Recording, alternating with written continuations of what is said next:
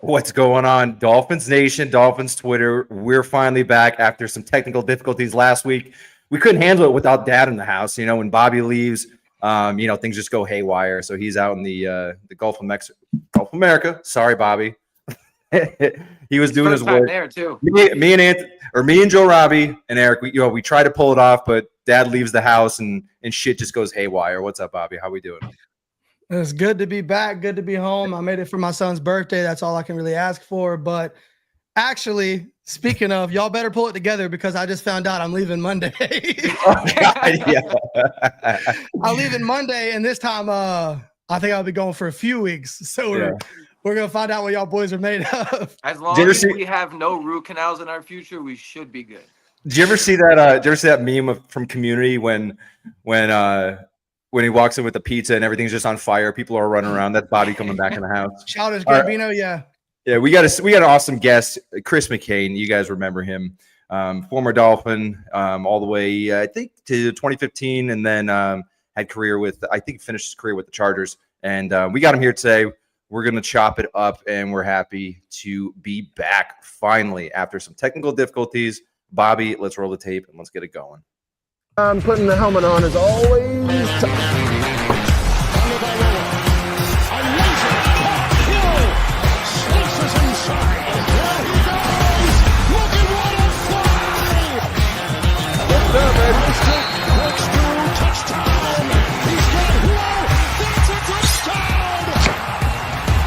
The opportunity is right now. Terrific defensive play, intercepted.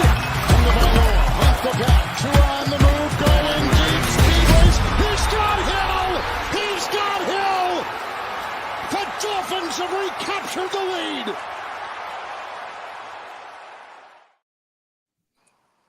We are back. Chris, what's going on, man? Thank you so much for joining us. We appreciate you being here. When we release this, let everybody know that we're going to have you on the pod. Just filled with love. People saying, taking pictures with their kids, saying, wish you were still on team with Miami. It's you got a lot of love for you, man, and we're happy to have you here. How you doing? What's happening, man? I'm doing good, man. Yeah, it's Miami, dog. Nothing but memories made out there. I love my time out there.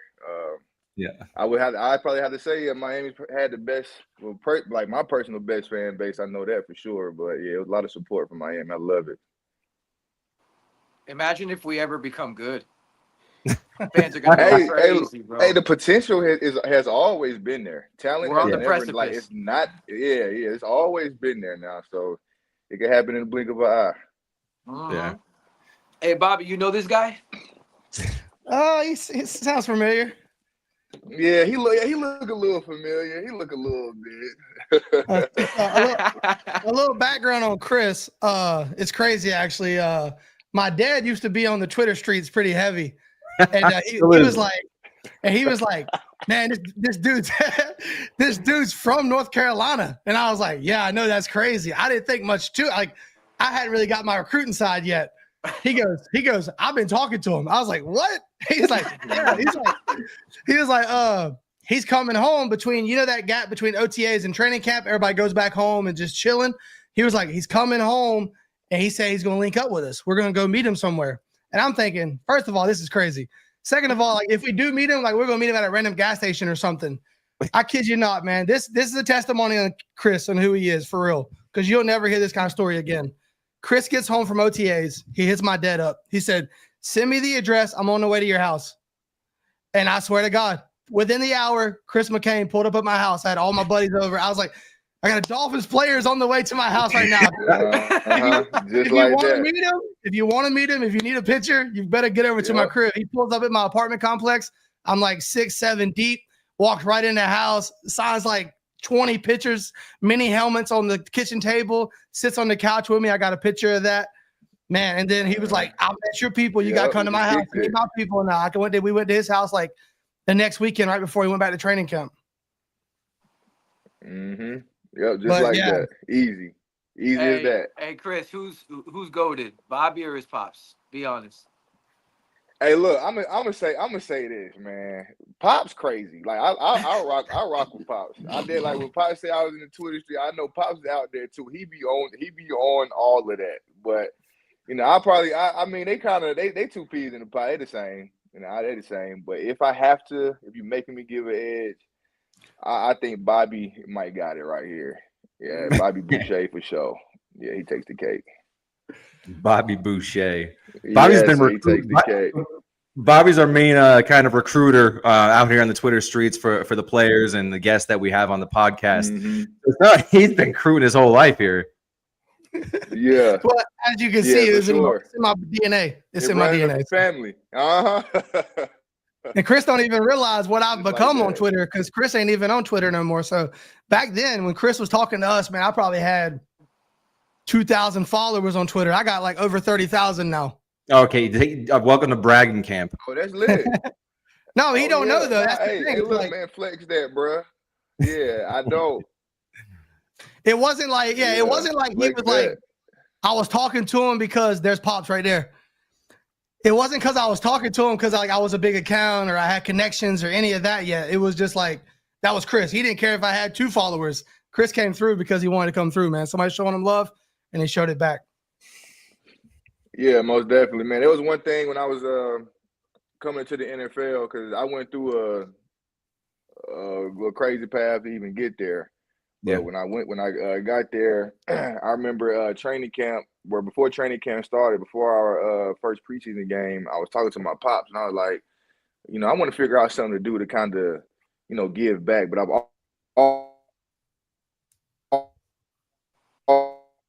you know, just make kids happy, just have a little memory. Don't matter if it's high school or whatever it is. Just feel like, I mean, you like kids, figure out something to do with kids. You know, you take a kid from the stands or something. And I was like, huh? And I was kind of thinking about it, like, you know, that is kind of, you know, that would be something new to do. You know, in every game, you know, it was the first kid I went and took. Security guard was asking me, like, what are you doing? And, you know, trying to make sure, you know, it was safe pretty much. You know, I'm like, listen, they're not gonna have on no shoulder pads, no helmet.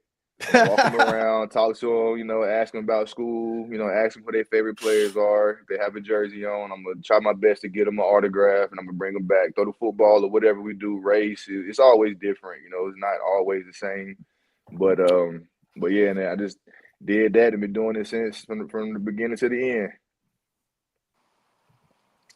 Bro, so speaking of training camp, as a rookie, like, I'm sure life is coming at you super fast, bro. Like it's like you have no time to breathe. What was the hardest part about training camp compared to like training camp throughout the rest of your life, right? Like in college and high school, whatever. Like, what was the hardest transitioning like for you? And we talking about rookie year, right? Rookie year, bro. Yeah, like yeah, because that matters. Like rookie year is crazy, but I would say training camp was probably like the tied first for the worst, you know, worst feeling that you could go through kind of physically, you know, especially being in this sport. You know, I always say that college football is kind of the worst, you know, level of football to me, just as far as the type of things they make you do and try to kind of prove yourself and all that. It's everything that comes with college football and the preparation isn't needed. But training camp wise in the NFL, especially rookie year, like when you undrafted, it's the worst thing in the world. Like you have no respect from nobody. So like like the undrafted guys that actually make the team, you literally have to earn respect. It don't matter who you was in college and then you might have lost your stock or whatever. That does not matter. You have to earn these guys respect. We're talking about some guys 15-year vets, 10-year vets. Like they don't care nothing about what you coming in here with. Are you ready to play? And if you are, they're going to do everything in their power to make sure mentally you can handle it. So, but I also say training camp as a rookie undrafted free agent in Miami is different.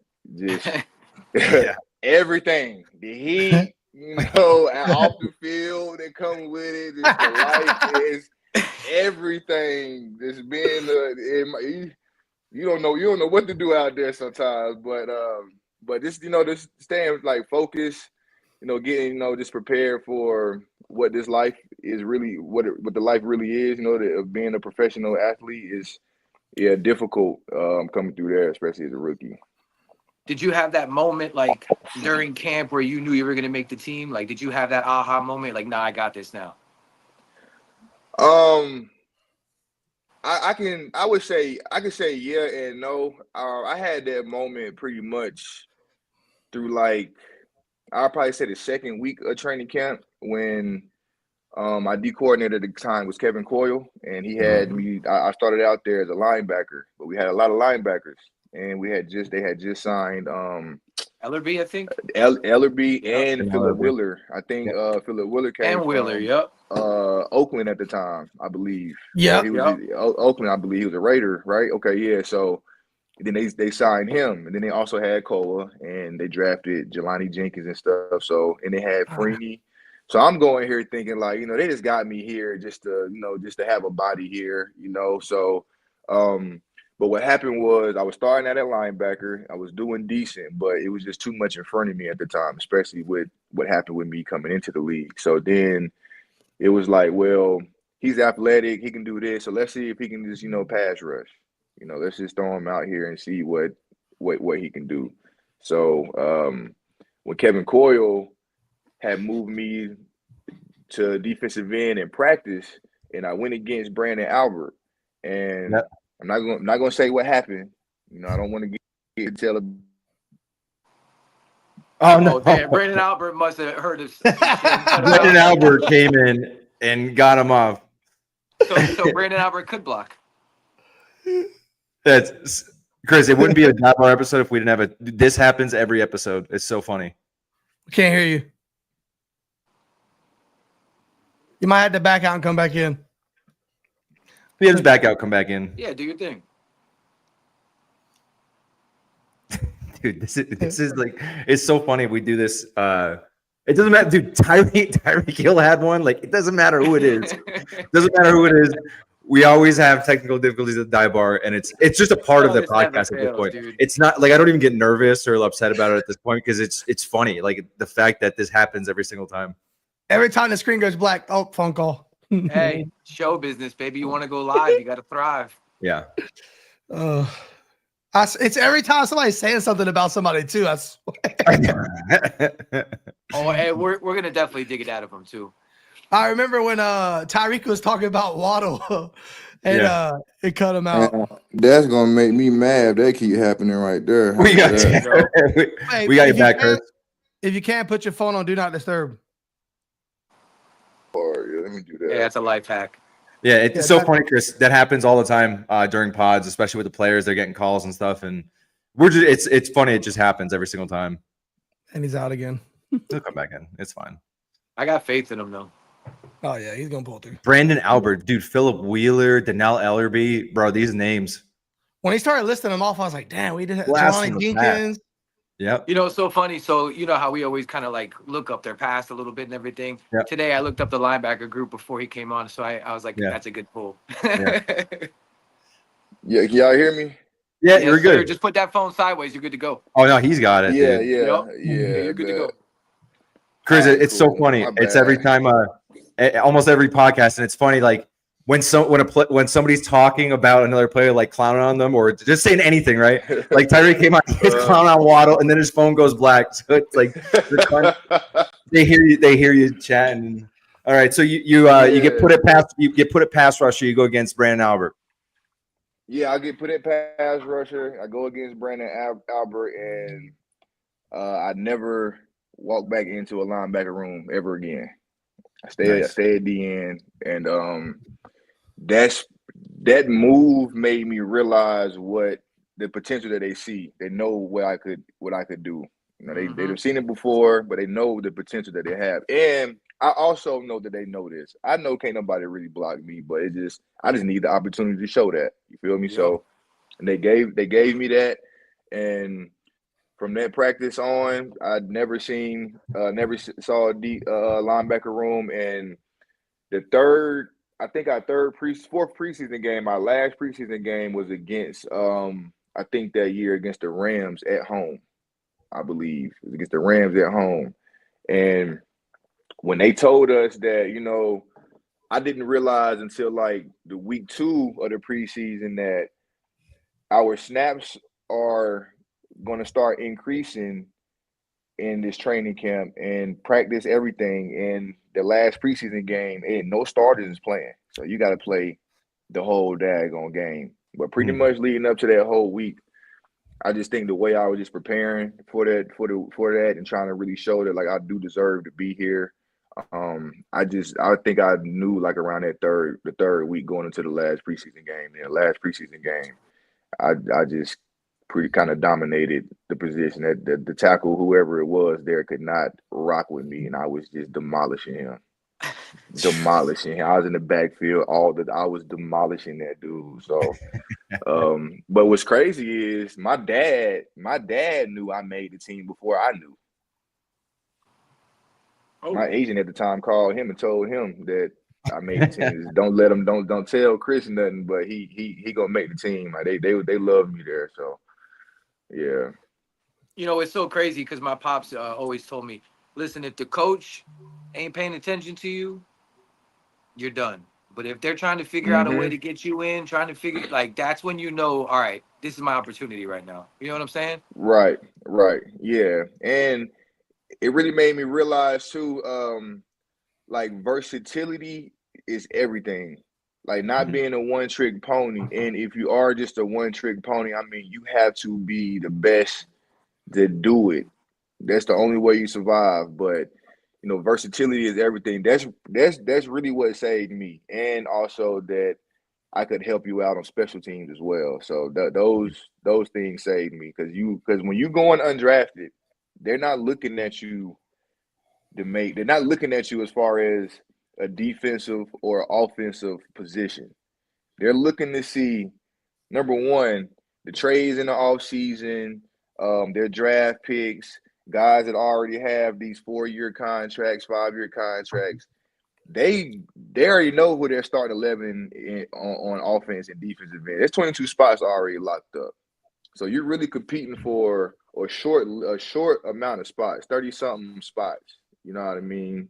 So it's different trying to get the grasp of that because I really didn't understand that for a while. And I had to, and I kind of got to, you know, I coach and stuff too, so I kind of tell my guys about that as well. But everything is just, I don't know, man. It's a business. Also asking a 21-year-old or a 20-year-old coming from wherever to South Florida not to go have a little fun too is very hard. Tough. Coming from G Borough, baby. Tough. When you coming from the borough, you coming from. Come on. Yeah, hey, look, and we talking about no state taxes, man. Look, I'm outside with it. And there's something to do every single night in Miami. Every night. Good and bad because they got some stuff out there that be open 24 hours. Tootsies, great wings. Hey. Great wings. Yeah. Go for the food. I swear to God, I go for the food. I'm telling you, bro. That part. Only the food. Yeah. Well, it's stuff out there. It's easy to get into some stuff, but easy to get out of some stuff. You know, it's so much to do to where you don't have to do nothing dumb. You can go do a lot. But again, when you're telling somebody who really doesn't know that much, you know, hasn't had this type of opportunity, we're talking about like in a blink of an eye too. You know, one day you find out, oh, you're gonna be here, or you could be here. You at your mama in your mama living room on the couch.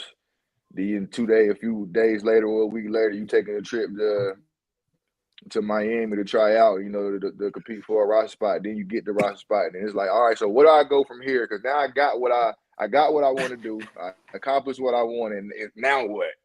You know, I'm in the NFL now. I made the team, and they giving me this money. Now what? Now that's when it can get dangerous, good and bad. So, yes, sir.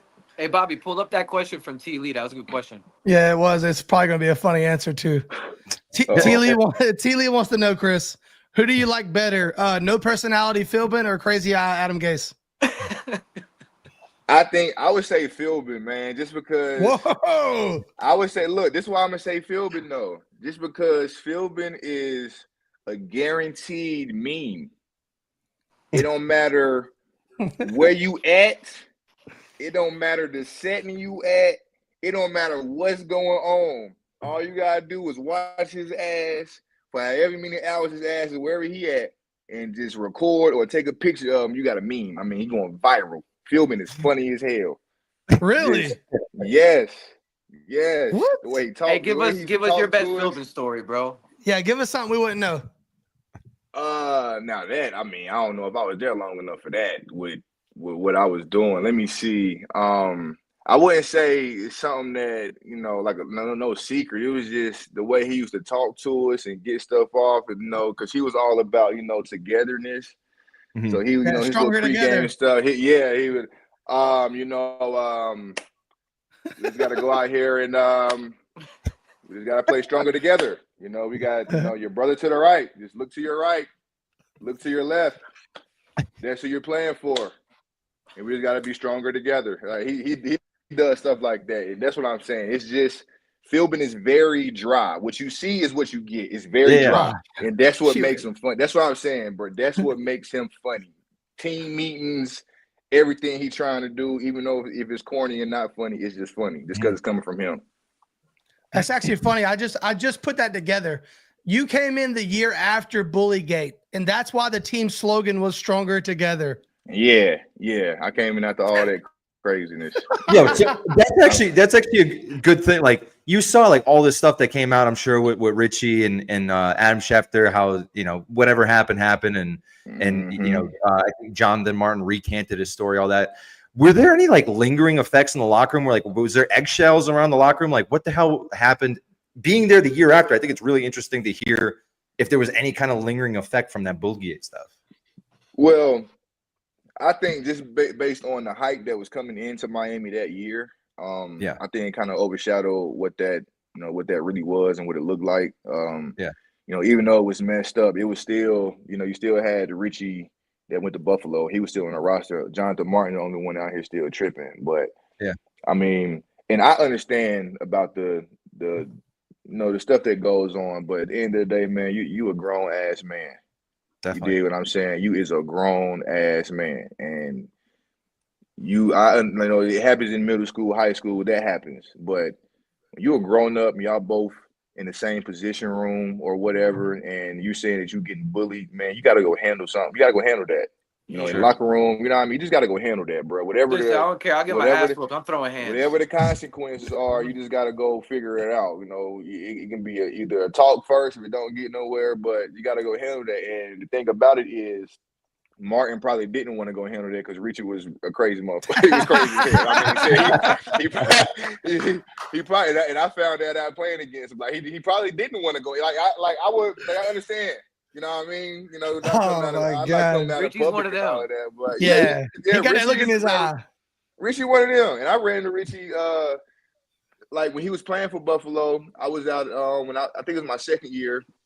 We was at Coconuts in Fort Lauderdale. Coconut seafood. Oh, I love that. I was always there and get the Scoobies. The Scoobies, yes, sir. Scoobies, you bring it back, bro. memories, man. Yeah. So I ran to Richie.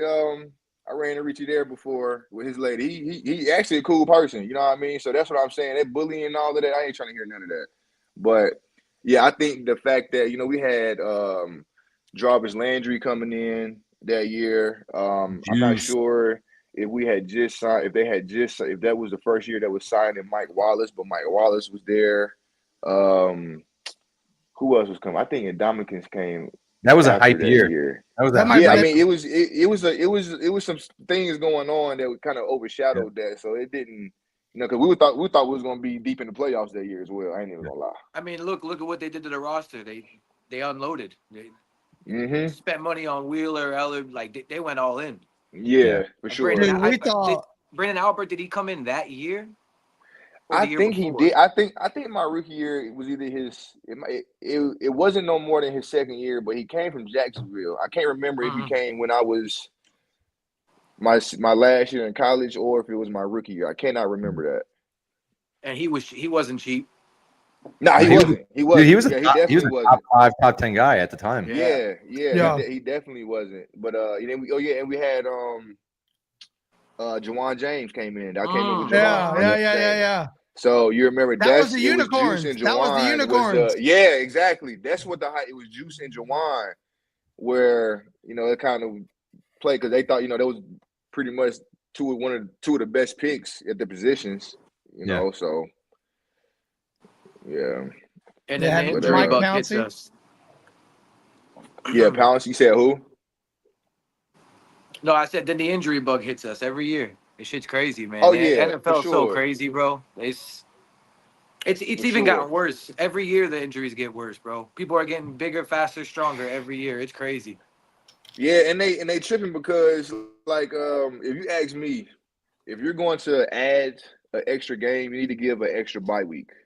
And then your first bye week isn't until week 4. Then you might have a team that or after week 4, whatever that is, and then week 5 is the first week of bye weeks now, I think. And then from week 5, a team might have 4 teams with a bye week. Now they got to play the rest of these games, 11 straight games, like 12, whatever games. Then playoffs. Thursday, Sunday, Monday. Right, and the fact that the game is changing so much, it's just set up and it's just becoming more offense. Right, it's becoming more offense. So it's being more skill based. It's being a more skill based game than too much technical. Too much in depth with knowing the actual knowledge of the game. You understand? So I think that if you're going to add an extra game, add a bye week, give the players more rest. You have players that when they do get hurt, they might not be eager to come back as fast just because they know either, hey man, I need this rest. I cannot go out here and do this. I can't keep doing it. I personally think Goodell could do a better job of showing that he cares for the players. I could say that.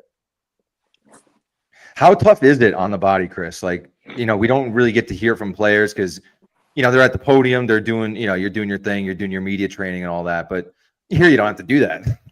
How tough is it out there? How tough is it on your body when you get to week 16, 17? What's it like?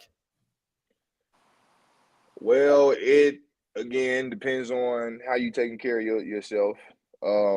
Ice tub, ice baths is needed. Most importantly, it's the mental that needs to be the focus.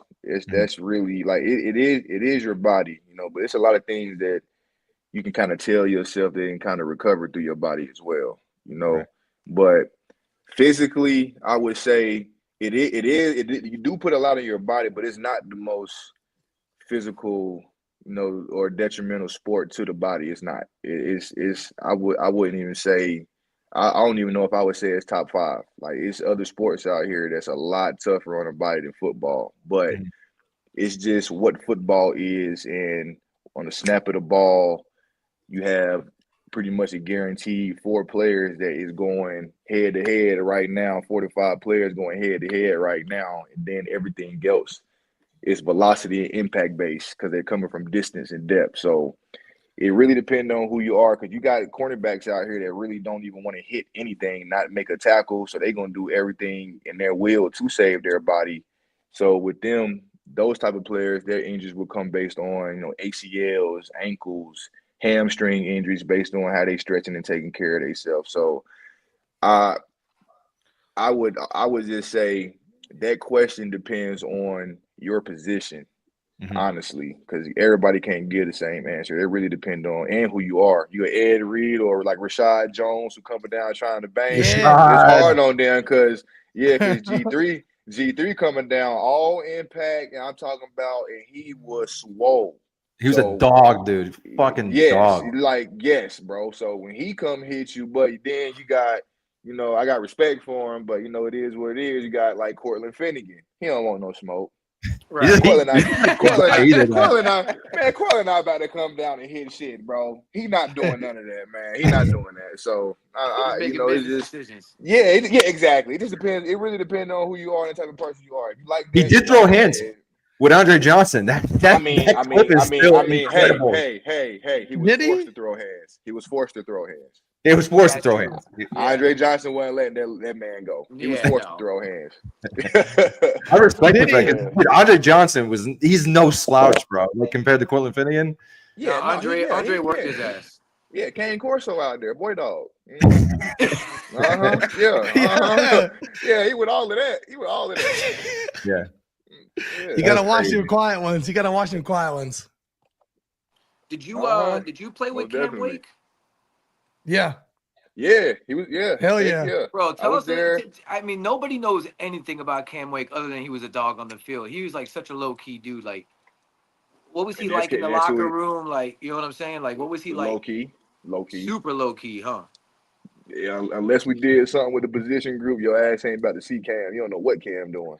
But yeah, I mean, yeah, it is what it is. Cam gonna pull up with who he wants to. He got his homies, but you just not about to just see Cam outside like that. It's very rare to see Cam, but if it's like a group outing, he'll pull up though. But I'll say Cam is probably one of the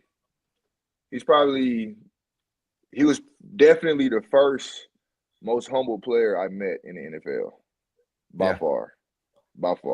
Like He didn't was have an easy road either. and that's why. He got a And crazy ass story. Cam, he played football at Penn State. I believe he was there when I went to high school with a guy named Kevion Latham who played at Penn State in North Carolina. He went to Page. And I went to high school with Kevion.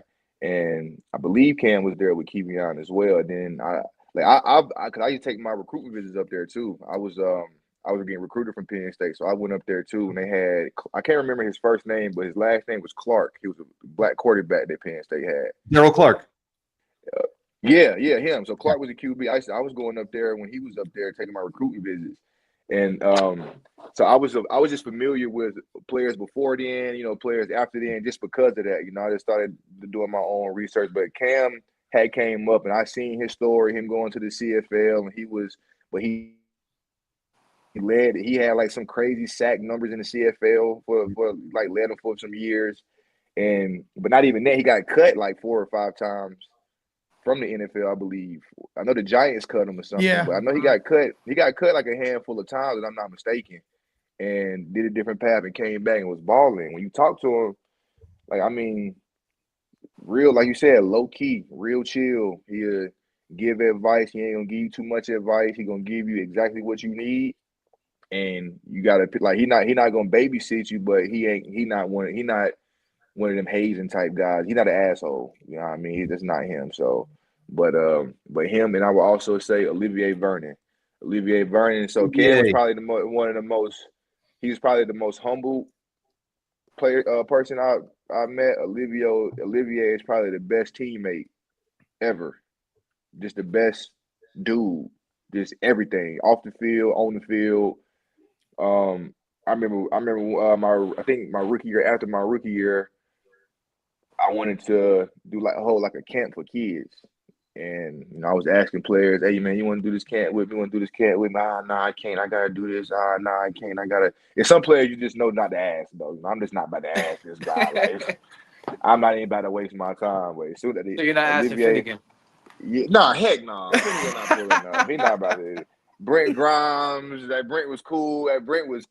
He not about to pull up, bro. No, man.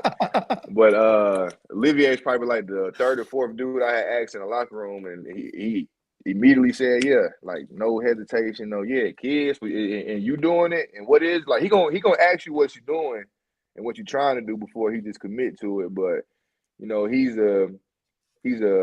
just the best teammate, best person, best overall supporter. Like he's just one of them dudes, man. I really respect, and I haven't talked to him for some years, over 10 years, but I really respect Olivier on a whole different type level. I got oh, go ahead, Bobby. Go ahead. I got a funny story about Cam Wake, and I'm only going to tell it because it's the only reason I got this story is because of Chris. What happened? What happened? I forgot the You put me on the family list for the joint practices in Carolina. I remember that. So I got me and my dad. We came down there, and they give you unlike Miami, you get full access. So like in Carolina, you can walk any coach box on any field, and there's 3 fields. So you can like move around. You can like walk up to Cam Wake and just be standing next to him.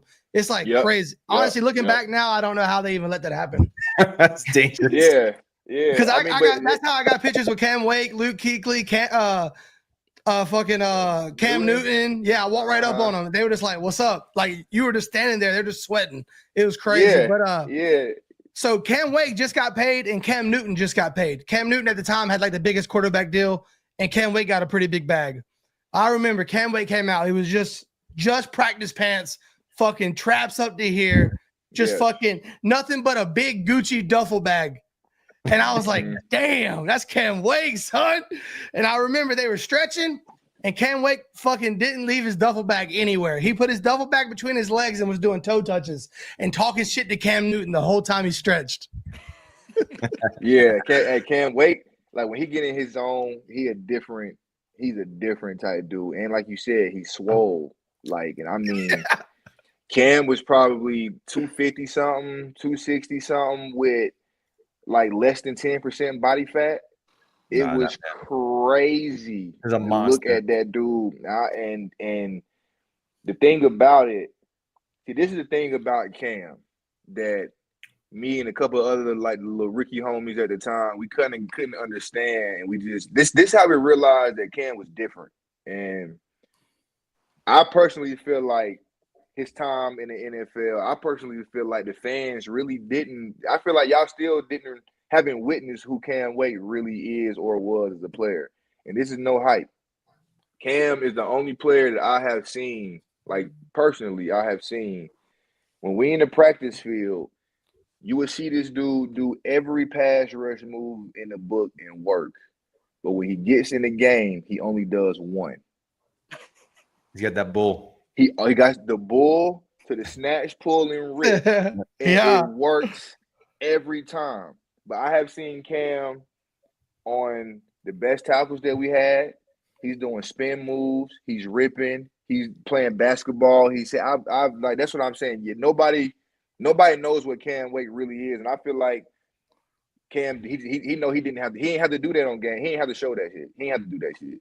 It wasn't on me. He saved his body.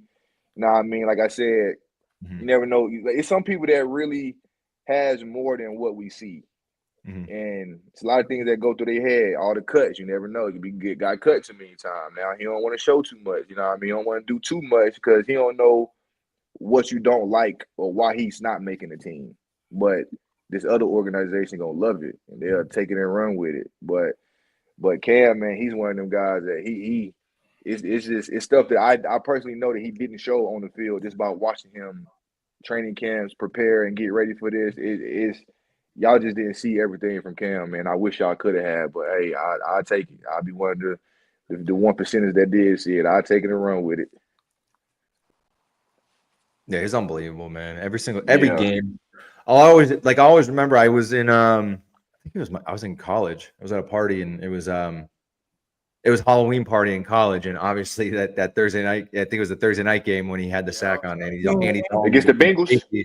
I'm standing in my costume, like I think we duct taped 40s to our hands that day. I had 2 40s duct taped to my hands. Edward 40 hands. Dressed up like fucking Harry Potter or some bullshit. Watching the TV while everyone's partying. That was a lit game. And they was in was it in Orange that game, right? Yeah. That game was fire. They got to bring back the oranges, man. Them oranges. God, them oranges are fire. Not the creamsicles. No, not the creamsicle, not the real oranges. The burnt oranges. The burnt oranges, yeah. Hey, Chris, you talked about going on recruiting visits earlier. Dude, the funniest story you ever told me was when you decommitted from Oregon at the last minute and Chip Kelly went the fuck off on you. Yeah, he cussed me out. You gotta tell me. Please tell that story. Please tell that story. Well, all right, so I decommitted from Oregon. So I was committed to Oregon as a junior in high school, but I would still take, my visits everywhere. I would still use my 5 official visits. But so I grew up with Keenan Allen. Like we went to every level of school, every level of football. We played on the same team at some point on. So Keenan was committed to Alabama, I was committed to Oregon. I had another friend, Gabe King, committed to Oregon, and Keenan's brother was the quarterback at Buffalo at the time. But Buffalo's Buffalo's head coach had got fired. So, he had his release papers. So we like, all right, well, he's 2 years older than us. He gets his release. They blocked him from going to the schools that I was committed to and where Keenan was committed to. So he couldn't go to Oregon and go to Alabama. So we're like, all right, well, we want to if we're going to play together, we want to keep, the playing together and everything, keep the family going. We need to figure out, where we want to go or whatever. So Cal was like one of my last offers. So when Cal gave me the offer, my buddy Gabe was calling us like, hey man, we got to go over here. The education and all of this is good and whatnot. So, we go through that whole process and I'm like, cool, I'm with it. So boom, fast forward.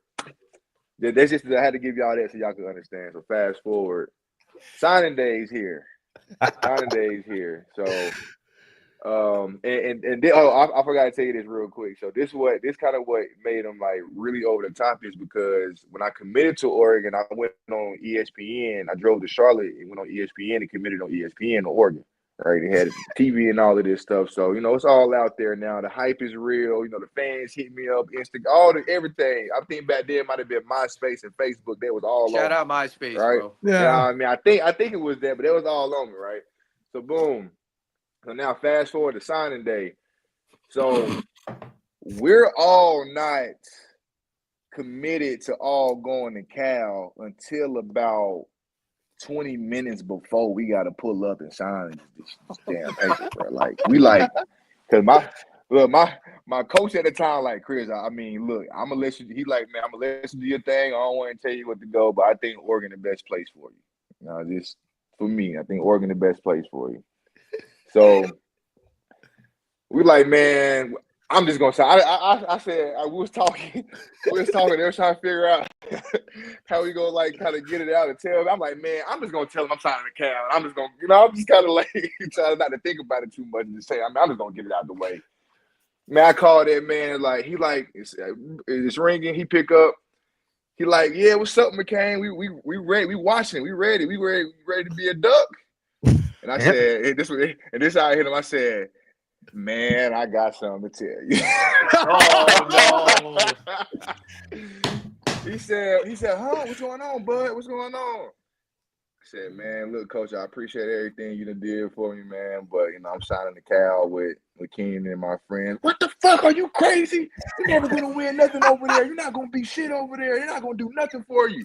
They're not gonna do what we can do for you. Which at the end of the day was all 100% true. You know what I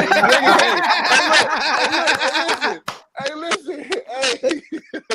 Hey, listen. Look, I can't be mad at nobody because he's spoken into existence. Like, look, he been here.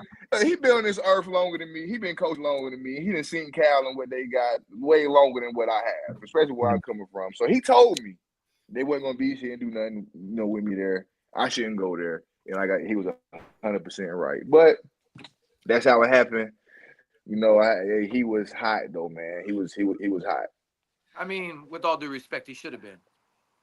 Yeah, for sure. Yeah, for sure. Dude, that was like Oregon. That was like Chip Kelly had the best offense we'd ever seen. They just came out with those stainless steel shoulder pad jerseys. Yeah, you gave up the drip for the boys. I definitely I gave up the drip for the homies, and sometimes you just gotta let your homies go and just do it, just grow. Just let them be themselves. Just go do your thing. Sometimes you gotta take your own path, but hey, you live and you learn. Yeah, but how many people can say that? You know what I'm saying? That I got that part. Like, come on, man. Like that's dope. that part too. Yeah, that part too. I mean, like I said, there's positives and negatives to everything, every choice in life. Exactly. The recruitment process is fun, but it's stressful. It can be very, very stressful, man. So I'm glad I experienced it, and I'm over with that. Bro, speaking of your recruiting process, I was gonna ask you earlier. Can you let us in on how D1 official visits really go down? Now when I was coming now, it was a whole different ball. They gonna have the finest girls. You know what I mean? They don't come pick you up in the all black Escalades or whatever they got now. So they be doing the Suburbans is what's cracking now. So they pulling up in the Suburbans. But they're gonna have a hotel room laid out. When you get up in your hotel room, you check when you put your bags in. It's gonna be all type of gear on your bed. If you with your parents, we're gonna have your parents laced out. Then depending on who you are, how heavily you are on their recruiting board, and they might have some custom shoes for you. They're gonna have some stuff for you now, but you're gonna have a host. And the host is very important. The host decides if you get blackout drunk. Yes. So it all depends on who your host is. So what I've started to understand is if I'm going to these schools, I don't want my host to be a cornerback. No, I mean not a quarterback. I don't want my host to be no quarterback. I don't want my host to be no offensive lineman. They don't really be with no girls in college. You don't really see them with them. They good. They cool. You know what I mean? The quarterbacks is studying film too much. Like it is a such thing as an overload on film, and that's what I'm saying. Like when you know the game, you ain't got to worry about that. But your host is everything. But I did not want a quarterback, and I didn't want an offensive lineman. There was never no action with them. I was trying to be outside. I was trying to go do something. Take me where I ain't supposed to be. You want that Castle to show up. Yes, you do. That's exactly what you're looking for. Right, but this is the thing now, though. With the new rules and things with this football now, everything changes as far as everything. I'm just talking about as far as the NILs and stuff with these kids. Everything is different. And now that these JUCO players can get their years back, you talking about you could be a 24-year-old freshman somewhere at the D1 program after you did 3 years at JUCO because you still get all 3 of your years back. So let me ask you this: who about to be this 23-year-old grown ass man host? Who about to host this guy and drive his? You know what I mean? One of the intern coaches. Yeah, facts. Yeah, for sure. Well, dude, that the tight end for the Hurricanes, he's 34, isn't he? He's like a 34-year-old senior or some shit. He scored like touchdowns. He scored touchdowns, but still. Yeah, it's crazy. And he was making like $2 million a year, and he would never play it down. I don't believe in football. That is crazy, bro. NFL, but he's making a few million a year. That's what I'm saying. So these kids now can make money in college. They like these kids don't need the NFL right now. Like Shador, they're making money in high school now. They don't need the NFL. Like they really don't. You got kids, you got players that's demanding $40,000 stipend a month in college right now. That's not even a number one pick. That's crazy. So bro. yeah, it's just things is changing, man. It's scary. I think it's scary, honestly. I will say that your visits were probably a little different than my D3 visits. I could agree with you. I think so. No, you pay your own way. Hey, you want to go visit? You pay your own way, bro. You got to pay for your flights. I had my host in an apartment. That's how it was, huh? It sure was like that. Dang, I wasn't even thinking. They did come to my house, which is the reason why I went up to Wisconsin. I felt real special. Like the head coach came to my house. I had dinner at my family's crib, so I was like, oh man, like I feel like I'm D1 right now. You know what I'm saying? Right? Like, yeah, I feel that. But that's how small stores do you. But not even that though. It's just that's a good feeling. No matter the level, like just being seen, because you work your ass off all your life to be seen, bro. Like it don't matter the level. It don't matter what level you're at, man. You just like you want to have that accomplishment of feeling like people want you. You know what I'm saying? Right. Yeah, most definitely. And I respect a lot of. I respect a lot of those type of stories more than somebody. Yeah, I went here and transferred here, or I had this full ride here, man. Because I know the hunger and the preparation. It's a lot differently, and some of that goes based on who you know, not what you know, not what you do. It's just based on relationship purpose, So I definitely respect them stories more than anything. Yeah, one of the craziest stories is like, so in D3. All the D linemen, they're bouncers for the bar. The linebackers are the bartenders. So we had that one bar that we used to go to, and they took me on my visit, and they gave me a Helen Keller shot. And if you guys never heard of this shot before, the bartender literally just picks 4 liquors blindfolded and puts it in a whole red Solo cup, and you got to smash the whole thing. Ooh. My brother, I never puked that much in my entire life. Hey, I was about to say, yeah, that'd had me hurt, and that right there would have retired me from drinking. Like, I'm talking a real Solo cup. Like, I'm not talking. Yeah, a little, I know you're talking. Yeah, Yeah, ain't no way. Yeah, ain't no way. Trying to kill me. But Chris. 4 different liquors. No, I was a hen dog. Give me that hen dog. I don't want all that extra hen dog and cranberry. I don't drink no more though. I stopped a couple years ago, but yeah, that's what I was on though. Chris, I got a crazy kind of blast from the past here for you, real quick. What's happening? Oh, this is good. This is good. You'll see how much of a small world this is, and it's crazy. Back in 2015, on your Instagram, you posted a story about a kitten that fell off the back of a truck, and you were looking for a house for this kitten. Do you remember that? I don't remember it too in depth, but I do remember something about it was with your friend Raul. Raul. Yeah. It was a kitten that fell off the back of a truck, and somebody on Dolphins Twitter saw that you were coming on, and they're the one who took the kitten. Yes, I remember that. Yes. We got pictures of the kitten, dude. Nuh-uh. Yeah, Where? is it in the, can I check, click on the chat tab? Will I see it? Look. There's a kitten, dude. Yeah, bro. I think I still have a picture of this daggone cat or the kitten on my Facebook, because I think I posted it on my Facebook or something, and I was scrolling the other day. Yeah. And I was looking for an old picture to show one of my friends when I told them how much I used to weigh. They didn't believe me. I think I scrolled past that actual kitten. So I think I have that. But yeah, I remember that. I remember this. I remember this cat. I remember that. That's crazy, right? Like, that is wild. Dang, yeah, I remember. A small world, when man. they send you that? Today. Just today when we announced it. Word. Oh, yeah, bro. Shout out to y'all. Yeah, I remember that. Yeah, that's cool. Yeah, it was all it's crazy. I told you, dude. Like, dude, Dolphins Twitter's got like it's like a spider web, man. It goes so deep with some of these people, and like everyone's connected, and just a real fun fan base, real good fan base. But yeah, somebody sent that to us today. They said, "Yo, if you could bring this up on the pod, and see if he remembers it." That's crazy. Yes, I do remember that. Yeah, I remember. If you're watching this, hit me up on Instagram or Facebook. I'd love to know how y'all doing. That's cool. That's so cool, bro. Yeah, that's lit. Yeah, it's a kid. I mean, dang, that just bringing back memories. These kittens and all these kids I'm taking pictures with. It's a kid I met when I was with the Chargers. He kind of blind. He got like this Braille tournament I'm gonna go see. Like I still keep contacts and stuff with a lot of fans like from years ago. They kids going to college and things like that. It's actually a kid too. I took a picture with this family, the Mugrabi family. I'm not sure if y'all heard of them, but is that one the of agent? them, right? Yes. So I walked. They're Jewish, right?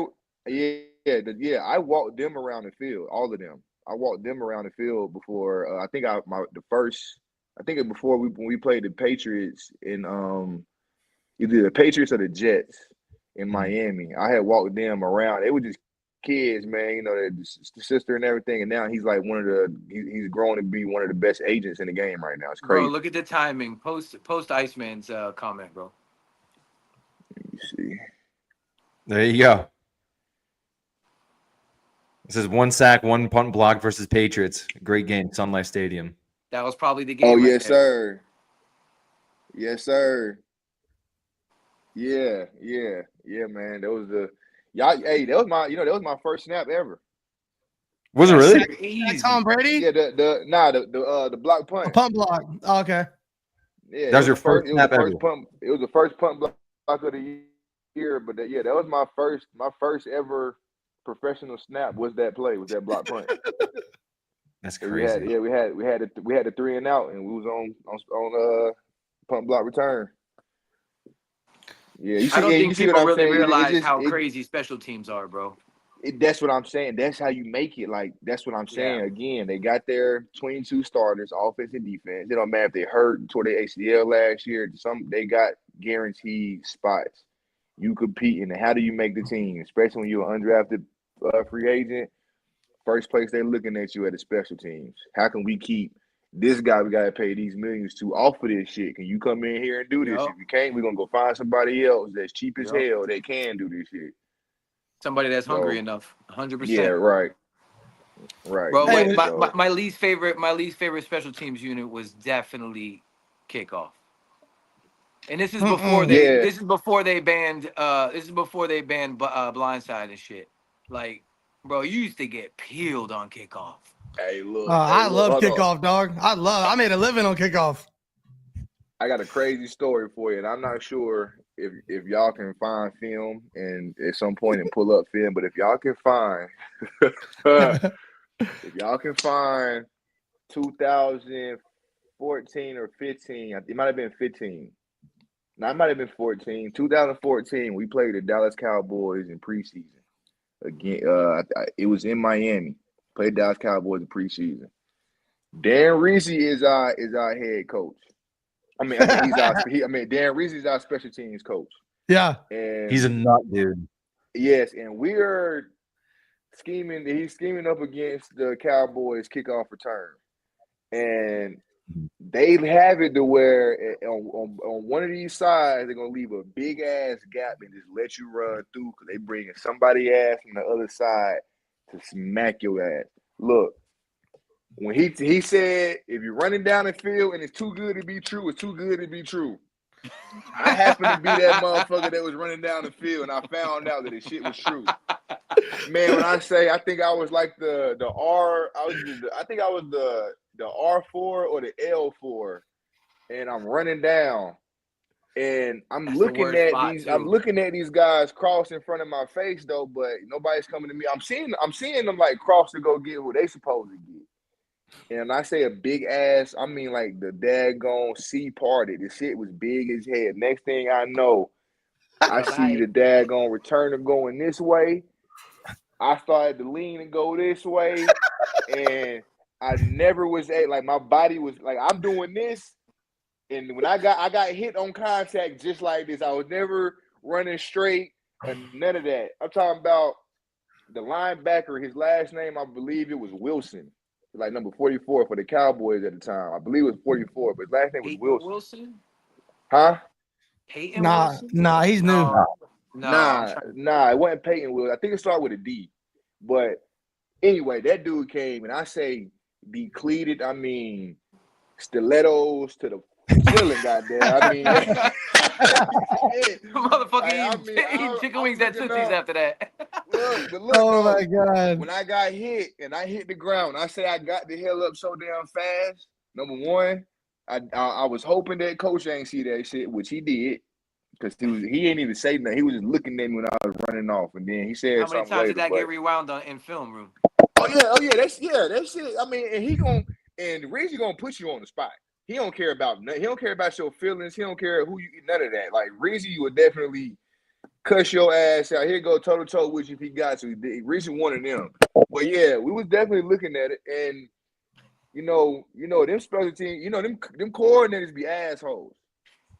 Like because they gonna record, they gonna let it play and pause it right before you get hit, and this how you know they be an asshole. Because if something messed up on the film, they gonna play that shit first. They just gonna let that shit run. Ain't no pausing, ain't no stopping, ain't no fast forward, rewind, and they just gonna play that shit. And based on the reaction in the damn special teams room, it's gonna determine how much he pay attention to every individual. So, of course, the emphasis of our kickoff was being aware and paying attention to the big-ass gap in the void. Now, I have no choice. Like, I can't hide it. You can't hide it. I'm the only person in this gap in this void, and it was the emphasis. So now he played the shit. A couple people said, you can hear a couple people like, one of them was like, damn. Hey, what? Hey, look, no, but it ain't everybody though. Cause you know, like when they talking, you need to be quiet, let their ass talk. But sometimes you see some shit, you be like, man, I can't help but let something out. Like that was crazy. Ain't no way you a grown ass man looking like them. They paying you this much. They paying you this, bro. They paying you this amount of money. You can't go make your parlay, bro. You can't go hit your parlay. You know what I mean, like that. Oh, but dog, when I say he played it, somebody was like, damn.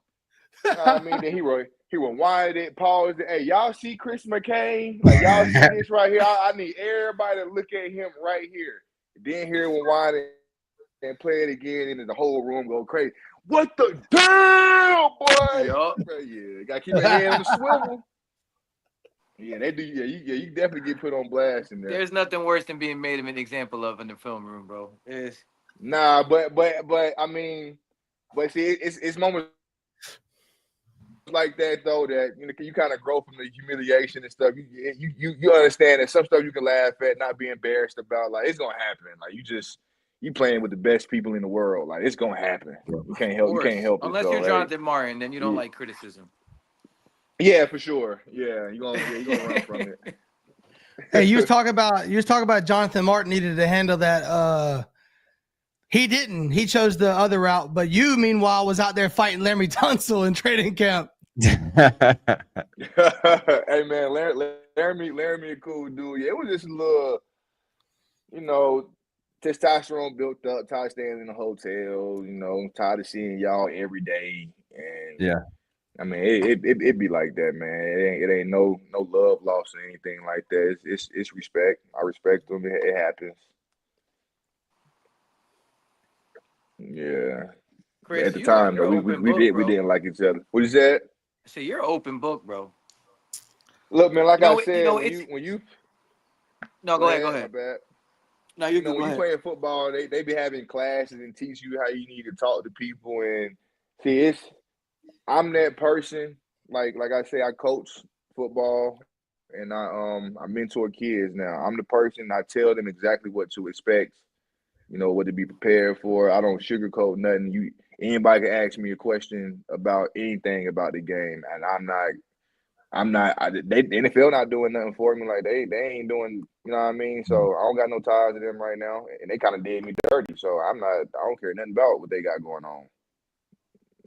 So whatever little ins and outs, whatever. Yeah, I'm pretty much don't care how they feel or what they think. I'll let it go. Feel that. Yeah. I mean, we just need more younger people just being more educated. Not even that. We need more guys like you guys and other podcast platforms to also understand certain things, with how the game is, why the game is like this, and how contracts could play into a lot of decisions and it's just a lot, and it's no point. There's no point for any of other former players, anything like that, to be holding in the information. It's not like I'm sitting out here like, oh, let me expose them on this and this. I mean, hey, if you ask a question, I'm not about to be like, no, I can't tell you that because I ain't none of that. But I mean, what they say, bro. More money, more problems. So yeah, for sure.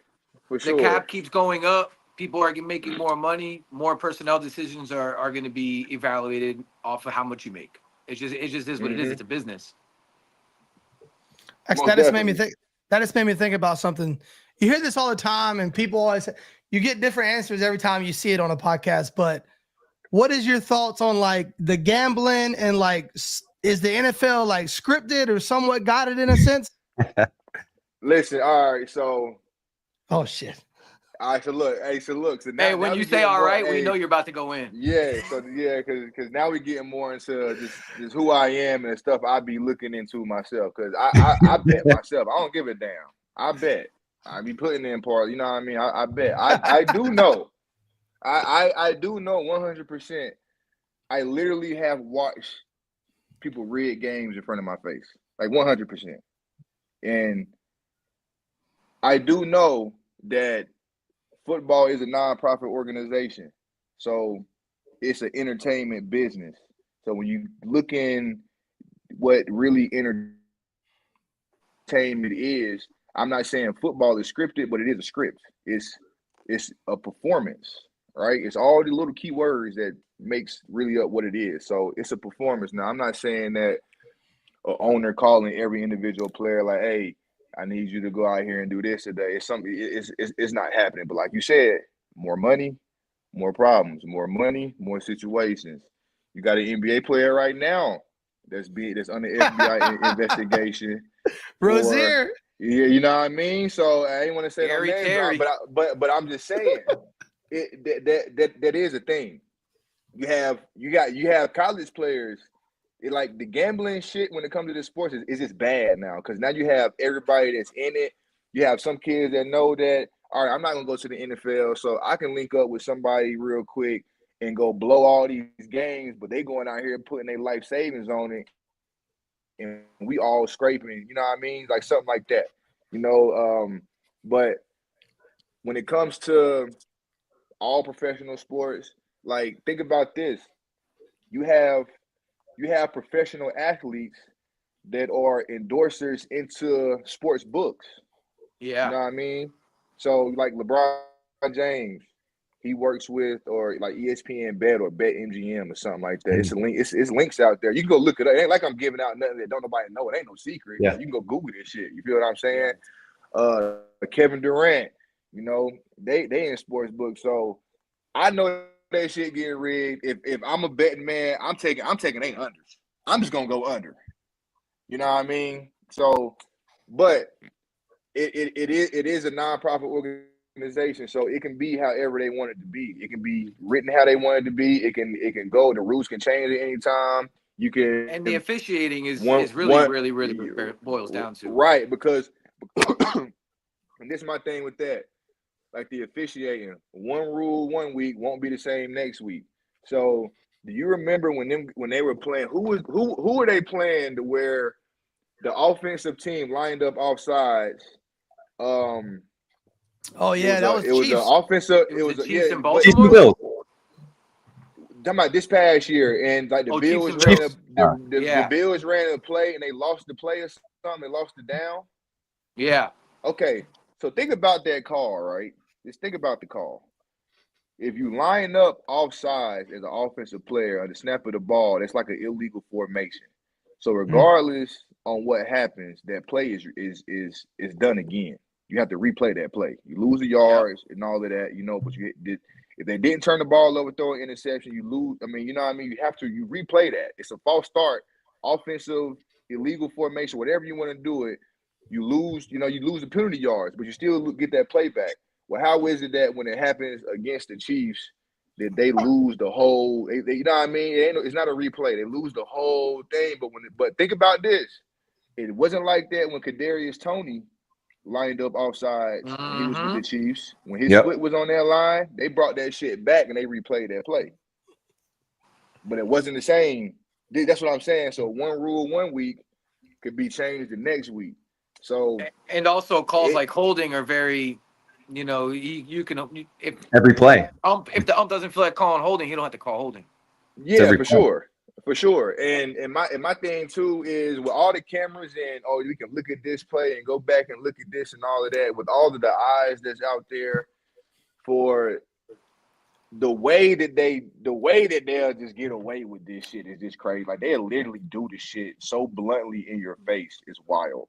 And what's sad is, like, getting to you about the betting and stuff, what's sad is me being a bettor, some of these people really got issues. They still going to be out. They know they ass out there getting played. They're still going to go put that money in it. You know, they still going to do it. And you can't, sometimes, I mean, some people, you can't help it just by how they have it set up. It's addicting to some people. They can't help it. It's like a game to some people. You know, the colors, patterns, how they have it. That's why they all different. It depends on how they can get you addicted and hooked on it. So it plays a lot. It's like kids with cartoons, man. We grown and adults, so they trying to figure out how they can do the same shit with us. So it's all the same, man. Hey, you telling me I can make a quick lick if I hit this 15-leg $10 parlay for $1,500? Hey, that's what I'm saying. You know what I mean? Hey, look, Prize Picks out here. That's the biggest scam in the world. It's crazy. Right, I'm talking in the world right now. Prize Picks is on something so crazy. I can't rock with them. Not no No, more. it's if I always like I love to gamble, but I always say live betting. You got to live bet, bro. You Yeah, can't for be. sure. You don't know if these dudes went out the night before. You don't know if they're having Yeah. girl problems. Like you'll see it Right. in the first half. Watch the first half before you go Look. and place a bet. Man, I'm gonna tell you this though, and this gonna go back on to like when you was kind of asking me about like how hard is football on the body and shit. Look, man, I'm gonna tell you this. This what if you gonna bet, this where the money at. Do not bet on NFL. Do not bet on NBA. Get your ass out here. Go bet on tennis. Go bet on some of these hockey players on shots on goal, like some of the Canadians and shit. Them they go hard. They don't Every night. bullshitting They don't on the fuck ice, around. Hey, bro. They hockey's do. one sport where they do not fuck around. They not bullshitting out there on that ice, bro. Did you see that? Did you see the All-Star, the All-Star 4 Nation shit? 4 Nations. Yeah, the 4 Nations. That Yeah, shit It was felt like lit. it was their the first last 9 down, seconds, bro. Canada and USA. Man, I'm talking, yes, man, about that busting head. That's what I'm talking about. And I'm trying to see, look, I wish I could bet on shit like that. Like, I'm trying to see that type shit. Like I like that type of hype. Hype. Like we need that energy to everything, though. But like that was awesome. Tennis though, I like tennis. I respect tennis and all of that. It's because we talking about we out here. I might play like a legit. I might play in a full game of football, full hour of football. I might be on the field 11 minutes total. I just started playing tennis, bro. Let me tell you something. Tennis is no joke. They ass out there. They might be out there 3 hours, depending on the sets, how many games they play. It just and man. nobody out there to help you.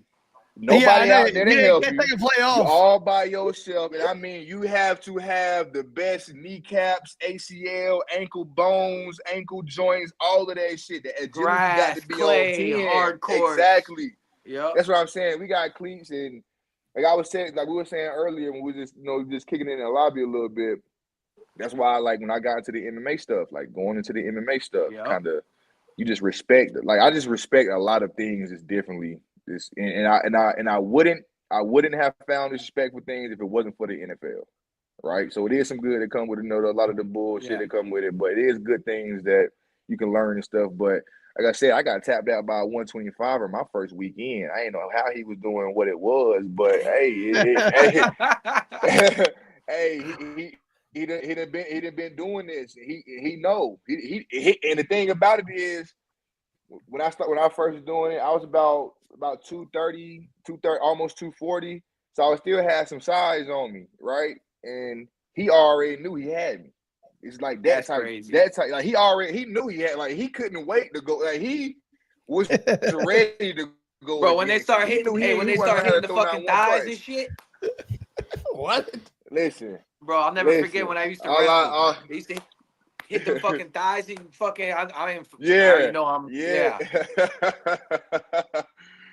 Yeah, man. So it's you just you'll learn to find little things. You just find the love of other things. Like I would rather, like I said, I would rather put my money in tennis and soccer and some other things like that than the NFL and NBA. Just because I really know they out here chucking on purpose. They bullshit. Soccer's another one, bro. That they run so much. Yeah, for sure. Too daggone much. I couldn't do it. Baseball, MLB. Gotta get on the MLB. That shit's about to get live soon. I am. Oh yeah. That. Was you on the HBO show for the Lakers? The Lakers show? Yeah, I was on that crazy ass shit, man. What the hell was that? I don't know about this. Showtime or something? Yeah, it's an HBO show. It's called it's about the Showtime Lakers. About Jerry West. Getting Magic, and all them guys played first year and all. This is when I believe Phil Knight was there. He was the camera guy. Not Phil Knight. What's the owner for the Heat? What's his name? Oh, Pat Riley. Pat Riley. This one he was a videographer, a camera guy. And he started that. He was in LA for a little bit or whatever. So but yeah, it was I did that, recorded that a few years ago though. They had stopped after season 2. But it was just a show about the Showtime Lakers. I wasn't an important character. I played some dude like named Victor King. I even Googled this dude. Like he played 1 year Played 1 year at UNLV. He had like 2 points in 2 years or some shit. I'm like, man, this dude was ass. But I mean, hey, it wasn't no talking role, no way. I wasn't a part of the union, so it wasn't no point for me. I wasn't calling no, hey, look, I'm getting some camera time. It's just something to do while I'm trying to figure it out post football, So it is what it is. Yeah, I remember you posted the picture in like the full setup. Dude, you look like you belonged in that era, dude. Hey, look, I'm trying to tell you, I can get them pigeon-toed, them knock knees real quick on you real quick. Now I just give me a little. They had me a little wig on. With that fro and the mustache. Yeah, bro, how long and lanky now. I'll be out here like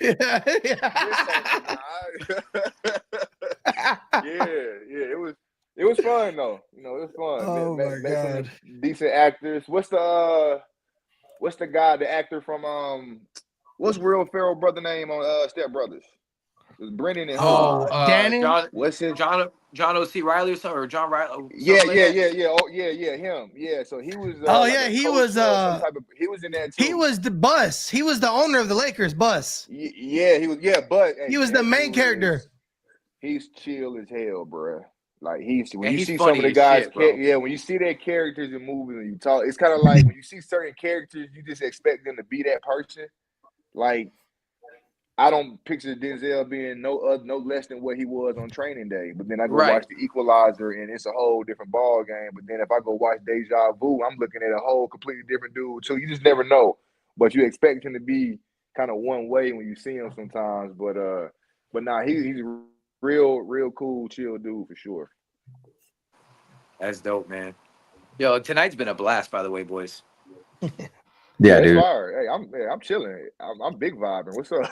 Yeah, it's cool. I like this little podcast. Me and my brother was talking about, trying to start. He just never got on it. I like this little podcast stuff. Though. It's cool right here. Yeah, it's kind of cool. Just chill. Yeah, it's cool. Like I said, when we started it, that was kind of the idea. Was we wanted to just have not what did you think about, like, bring players on and ask them questions about the game and shit. And it's just like we want to learn about their life and what they're doing, what they're up to, funny stories, dude. Like, we take pride in that, dude. Yeah, for sure. That's cool. I'm and Bobby my guy, so he hit me up and said, "Hey man, you might need to bring you onto the pod." Like, hell yeah, you ain't got to ask me twice. I move some stuff around so I could make some time. Yeah, sure enough. Yeah, we appreciate you, bro. Yeah, for sure. This fire. Hey, listen, the chat asked for you once a month now. I'm just saying. They said bring him back once a month. What? They said you need to be a monthly segment. You need to be on here once a month. Sign me up for free too. I don't need no bread. I hope y'all get rich off this shit. Like, hey, look, I've been here. What y'all need every second week of the month. Hey, just let me know. Yeah, what's crazy though? What's crazy is Bobby hasn't gotten you one of these hats yet. That's crazy. Oh yeah, he tripping. No, he's definitely tripping. Hey, look, in my head. Dude, these are nice, man. Is that a trucker's hat? Yeah. Okay, it's got a snap in it. Okay, bet. I was gonna say because my head size is big, so I don't know if I can fit it. Like, they're big hats. Like it's a hat. It's a man's hat. Yeah, cool. Yeah, that's a bet. Yeah, I definitely rock that now. Bro, did Bobby tell you the Jeff Darlington story? No, I didn't. Hold on. Okay. Oh shit! Bro, is I missing something? There's my pops right there. Nah, yeah, it ain't nothing like that. No, so the Jeff Darlington story is crazy, right? So he found one of our hats in the Lost and Found at Lauderdale Yacht Club. Hits us up on Twitter, is like, yo, whose hat is this? And then comes on the pod. Hold on, what? Yeah, that's crazy, right? Yeah, I can tell you when you hear that the first time. Yeah, bro, literally just found this random hat, picked a hat, said I want to wear that for the day. Post a picture of it with him on the boat. Posted on his Twitter. He's like, I had to Google what the dive bar was. Then he found what it was. Then we reacted to it, and he's like, "Yo, I'll come on." And he came on the podcast. Hey, that is fire. Isn't that dope? Yeah, that's fire. See, he was a great episode too. Like that, and it was my dad's hat, bro. My dad dropped it in the water from the boat. Yeah, hey, Small good. world, bro. When you're a good person, that's what I'm saying. When you're a good person, you can't help but for good shit to happen, and good shit happening to you don't gotta be financially. You know what I mean? Yeah. Like it's so many rich homeless people out here just because they got faith and they believe. You know what I mean? It's something. You know, they don't be tripping. Yeah, it's just. But yeah, so good things happen. That's a good story, dog. Yeah, that It's shit was crazy. it's gonna be better stories and better opportunities for y'all in the future, man. That's what's up. We didn't expect this that's you bring that up, and it's like we started this last year, in April, and it was just the three of us, and we're like we all have like kind of followings on the Dolphins Twitter, and we can get together and just put our ideas together and just talk shit. And then with like completely unprompted, like the players were adding us to want to be on the first episode because they follow us on Twitter. Like they'll stay silent. They'll read all the stuff we're saying. They follow Bobby, me, and Joe Robbie, and they follow us. So they see us on the Twitter streets. I mean, we're there every day, and they just started tweeting at us like, "Hey, dude, we'll come on the show, and then it started snowballing. We're like, "Holy shit, man!" Like this was.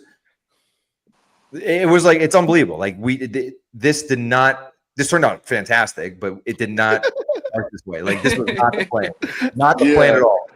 It's crazy, man. Like and then it was a third episode. We got Tyreek Hill on, and it was just like, dude, this is unbelievable. This is crazy, bro. Tyreek's a trip. That's fire.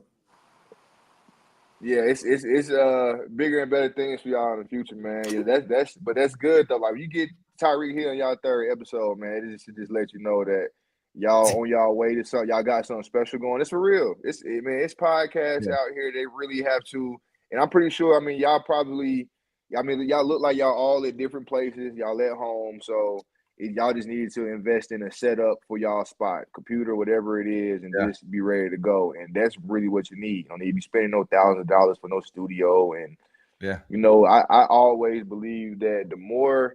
And this is why I rock with fans and like people like Bobby. You know, just the more authentic you are to me, and don't look at me as, oh, you're just this football player, you're this MMA player. I gotta treat you like this and this. And nah, you can come talk. You can talk to me like a regular person, and I respect you like that. I'm gonna treat you like that. Now, you pretty much the homie. So I think y'all podcast is definitely going. I like the setup. And how y'all not just interviewing, like y'all really just sitting here having a cool, you're just kicking back, just having a conversation. It's a good feel, bro. That's the whole concept of the dive bar. Is like if you got off work and went to your local dive bar and grabbed a beer with your boys, that's the conversation we're having. Yep. Yeah, Bobby got street cred for. Yeah, hey, Bobby come through. Hey, Bobby come through my hood. Hey, he'll be straight in Greensboro for sure. Yes, sir. I was gonna tell a story about that when we came to your house. It was the night before you were leaving for training camp. We came in and you was playing Xbox Live, I think, with Keenan Allen and those dudes. And you were like, yeah, let me get off here. They just showed up. And we started talking. We were just bullshitting. Like, we just got there, like, hey, yeah, blah, blah, blah, blah. And your phone rings like 10 minutes later, and somebody was like, I think it was Keenan Allen. They were like, hey, bro, turn your fucking headset off. We're tired of hearing y'all stupid shit. It's probably him. Yeah, it's probably Keenan. Yeah, for sure. Yeah, it's probably Keenan. Yeah, that's Are you still close with Keenan? Yeah, I mean, he still play. I got kids and stuff. I mean, we still cool and stuff. We don't talk like we. Like I said, we just growing as hell now with our own stuff. Yeah, it ain't on that same it ain't on that same stuff no more. I catch him on the PlayStation here and there. What's up? You definitely you played with him with the Chargers then, right? You guys were on the same team. Yeah, every level. Yeah. That's crazy. Man, fuck Oregon, bro. You got to play with your homie in every level. What's better than that? I'm gonna say this. Like, look. School gonna always be there. Wherever you go is where the hell you go. All that favorite team and all that shit you gotta go look is where the best opportunity gonna be. What you really trying to get out of it? You know what I mean? Like, oh man, fuck Cal. Shit, I went to Cal. That shit cool. It was all right. I like the scenery. It was different. How it was built and everything. It was my first time ever meeting like different. It was diverse. It was my first time meeting like real people from other countries. Like I've never like Eritreans, like real Eritreans, real Arabians. Like they really, really fucking Arabian. Like I didn't understand that coming out, you know, like, you know, you're really meeting pure ass people from these countries. And so they'll tell you about that in Greensboro. What they try to, yeah, you know what I mean? Like, yeah, you see the same people every fucking day, the same kind of people every day. You don't see the mix out here. So, yeah, I think, man, school gonna always be there. It is fun, but listen, if you got something going on and you can go make you some daggone money, go get that shit. It don't matter what it is. Yep. And if you got to leave school behind, if school got to be put on hold, because I'm gonna tell you something. This is a true story. You can Google this shit. There are professors in Berkeley, California. There are professors that have stopped either teaching. You have people that would quit their jobs to become homeless. Think about that, right? You got people who would literally quit what they're doing to be a bum. You know what I mean? It's crazy. It can go from them trying to experiment. When I first got to Cal, my freshman year, at the top of the Memorial Stadium, it was getting renovated, so we had to practice on a rugby field. Where these homes have trees and stuff, right? They had to cut the trees because homeless people were going up there and they were living in the trees, and some of the branches were hanging over, like for real, like on their house top to the top, but they couldn't kick them out of the trees because those people technically didn't own the tree. It was owned by the state. Jesus Christ. You get what I'm saying? So really, it is true story. So they had to cut trees and stuff so homeless people wouldn't be living in the trees. Like it's just crazy. So man, you got it's the paths are all different. Yeah, that must have been a crazy culture shock, though, bro. That's what I'm saying. Yeah. When I literally say like Cal opened up my eyes to a lot, bro. Just a lot. Cal kind of put me on game. It put me on game for sure. You went from Cal to Miami too. Sheesh. That's what I'm saying. And look, it's diverse as hell, but now it's a different type of diverse. Yo. Yeah. It's a different type, man. Over there, you got everything: Cubans, Dominicans, Haitians, Exotic Jamaicans. everything. You got exotic shit out there. Mm-hmm. It's just two different. It's just two different diverses. I mean, yeah. But Joe, what's your dad talking about? Bro, he's lost 3 hats already. Fuck him. Hey, look at this one. Look at this guy, bro. This fucking guy. Yeah, I'm like, dude, I'm at a hat factory, bro. What are we doing here? Yeah. T. Lee has been asking. T. Lee's been asking for a hat for like 3 months now. I got hats on order that we are out of hats right now. Get out. We finally got rid of them all. Yeah. Oh, bro, your dad's like your dad. Man, get T. Lee a hat, man. Look, I send it. I get it for him by guys. Get him a hat, man. Yeah. T. Lee's a real one too. Love you, Pop. Hey, all right, now look, I'm gonna say that. Hey, your Pop's funny now. I rock with Pop. Hey, just so you get an idea, Bobby and I have decided that our Pops are exactly the same, bro. They're the same. You would love them. Yeah, your Pop, yeah, I can tell your Pops is funny. Yeah, I know Big Bobby. You ain't gotta tell me about Big Bobby. Big Bobby lit. Big Bobby is lit. Hey, speaking of my dad, he wanted me to ask you about this, and it's actually a really good question. How crazy is it that Cal is now in the ACC and plays our area? Dumb as hell. It's not a smart business decision at all. 100% not. But how cool would that have been to go to Cal and play all your hometown teams? Now, if I was there, I'd have been lit for sure. Like, definitely, That would have been fire. Now, that would have been fire. Be playing against like Eric Ebron and people like that I Ebron played against. Oh yeah, you played with Ebron too. I forgot about that. Yeah, when he at the coach, yeah. Well, he was younger than me in high school, so I played against him in high school. But that would have been cool. It just would have been. Let's figure out a way to get all the East Coast schools out here to the West Coast. They ain't trying to fly to the East Coast twice a daggone week, man. Nah. 2 away games on the East Coast be tough, man. Them trips is ass. And school, like, man, I ain't. Like, say, you hear this all the time, and people say, "I play football. I don't play school." How is it as a college athlete? Do you go to class? Do you got to worry about grades? Like,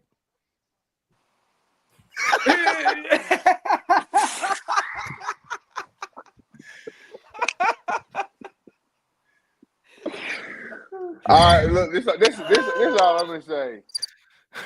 I'm a junior. Yeah, cricket. Yeah, I like that. Yeah, big fan. Just speaking in general to answer your question, yes. Go to class. Yes. Yeah. But did you go to class? I mean, I did, but I didn't. Right. Like, hoodie on, head down. I showed up. Look, man, I'm gonna say this. It wasn't all bad though, man. You know, when you kids, you just always got to figure out a way to push everything to the limit. And we talking about it again now. Just like we was talking about the NFL, you get there and you got this much money and all of this. You don't know what to do with it. Your first time, you talking about you taking a kid 3,000 miles away, and his parents ain't nowhere to be found. They like literally a phone call away, but my peoples cannot pull up on me. I was out there wilding low key, man. I ain't even gonna hold you. I was doing what I was supposed to do, but I was wilding, bro. I was wilding. I would first show taste up. of freedom, bro. I mean, you know what I mean? Especially that first semester is crazy. Like when I got to Cal, my first semester, I was good. Ever since my first semester, I was on and off of academic probation. It was crazy. Did you start in the fall or did you start in the summer? Nah, I was a spring admit. I was a gray shirt. Oh, okay. So look, so when I was out there in Carolina, my senior year in high school, I had to go to a prep school. I mean, I had to go to a military school because I was at a prep school and it was a fake school. So for the half the semester, I was paying for me to go there, but it was false. So it looked like I just didn't go to school for a whole fucking semester, pretty much. So I had to transfer and go to a military school so I can get my credits right. So I had the gray shirt. So I graduated in 2010, but I wasn't able to enroll until the spring of 2011. We graduated same year. Yeah. So you went to Northern Guilford?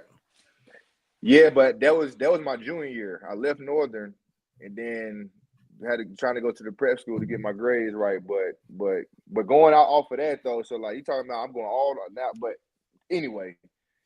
I'm all the way out here. I mean, I used to go to class. I'd check in because we always got our class checkers come in and make sure, they got a list of all the classes. So all programs have somebody coming to your class to make sure you're there. But, hey, I ain't going to lie, man. Some of them days, especially we had them two early morning workouts, got to get in the shower. I only had about 3 hours of sleep because I was doing some dumb stuff the night before, man. I might – I go in there 10 minutes after that note taker going. I'm right behind his ass. I'm going to. Yep. And, teaching in there, talking and doing all the lectures and stuff. But see, with me, and like I'm not bragging about this. Please don't think that I'm bragging about it. Like I said, I just gotta, just let you know it is. That's what part it of is. growing up, bro. Yeah, exactly. So, but man, when I say I used to have a note taker too. I had note takers. It was part of my, my little, how you get the little accommodation. So I was accommodated and I had note takers. So it wasn't like every time I went to class, I could stay there the whole time. I didn't have to take out a notepad or nothing because I was getting the notes anyway. So somebody was doing it for me in a much better way than I would have done it. I mean, what I need to be here for, all I need to do is just study. Just give me the paper with everything going. I'll just study. Give me the clip notes. Get ready. Yeah, exactly. Exactly. Give me some of that. But nowadays, with this technology and this chat GPT, like I wish chat GPT, if chat GPT was cracking when I was in college, it'd be bad. It'd have been bad in college. Like it'd have been real bad. Yes, Big Robbie. Young, dumb, full of that BS. Yes, sir. The problem with Chris is his cum normally lands. Oh, what? I said the problem with Chris is his cum normally sticks.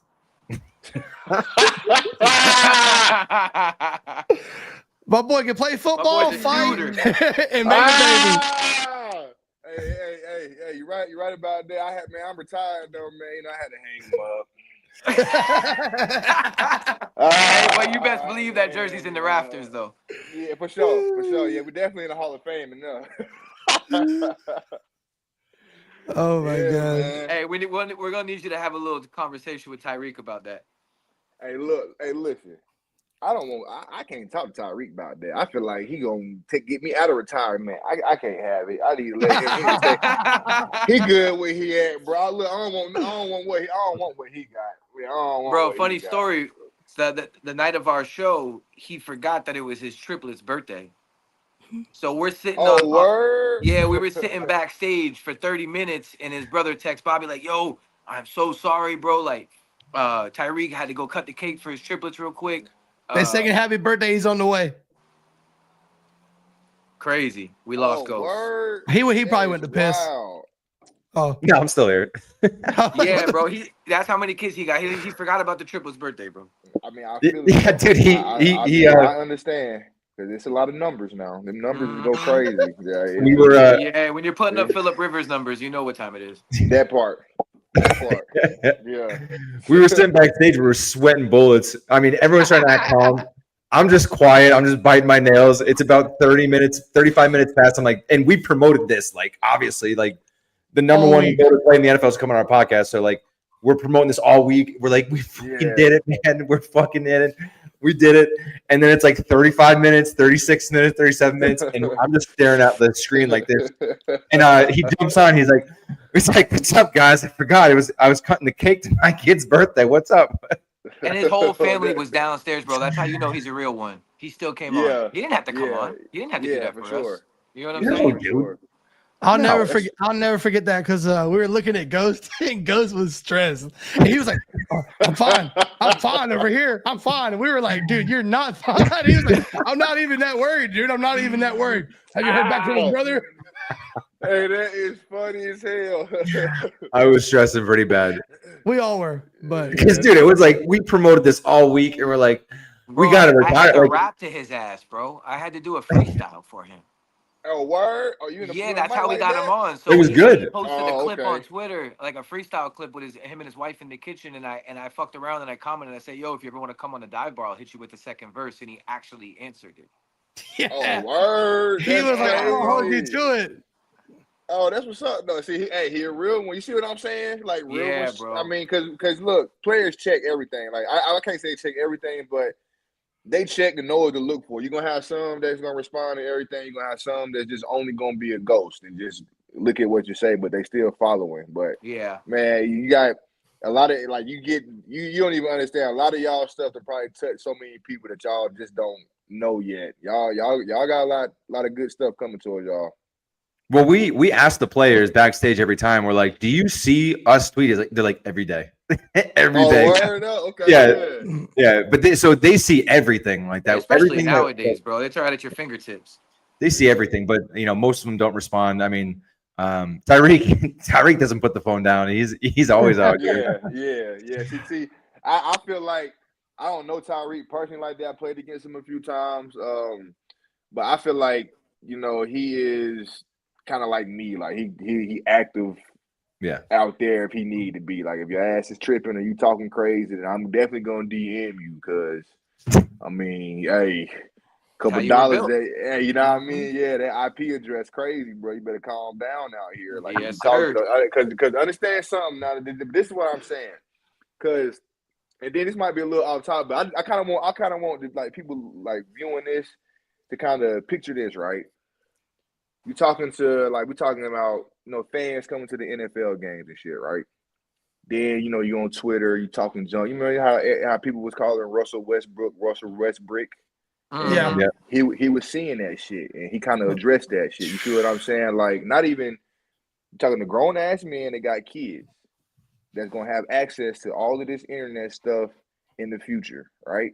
You already coming to our workplace once a week, cussing us out, telling us how we ass and all of this, and we ain't nothing and all of this shit. So, Pete, how would a lot of those people feel if a football player or a couple of athletes took some random ass homeless motherfuckers? It don't matter who it is, homeless people off the street, teachers, little kids, little teenagers, or whatever, and it's come to your random ass workplace, office, work building, all of this shit. You a damn accountant and you done fucked up an investment or something, and now we coming in here telling you how bum you is as a goddamn accountant. Yeah. You don't know how to goddamn invest your daggone fucking money. So now we come to your workplace, but what's your ass gonna do? You gonna call your damn little punk ass security. You gonna get whoever you can up here to get me escorted out of here. You feel what I'm saying? So it's a certain thing, like people are active on Twitter because of that reason right there. It's just it's just some people that it don't matter how educated they are from the team's PR team that's teaching them about how to approach these platforms, how to talk, how to answer questions in interviews. Like they really teach you, have a class on that and how to talk to people and stuff, just because of they know the BS that's out there. But I really feel like Tyreek ass is active too, because Tyreek look like one of them. You go too daggone crazy. He like me. He gonna tell you down, try to look your ass up too. And I'm for sure gonna send your ass a DM. I don't give a fuck if I'm on the damn team or not. I'm sending your ass a DM, and I'm gonna let your ass know. If you keep talking crazy, I am going to try to find your IP address. I'm gonna find somebody that know how to do that shit.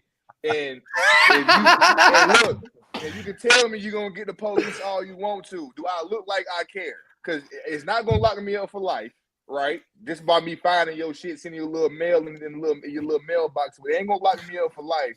None of that shit. I'm a bomb myself. I'm a bail out.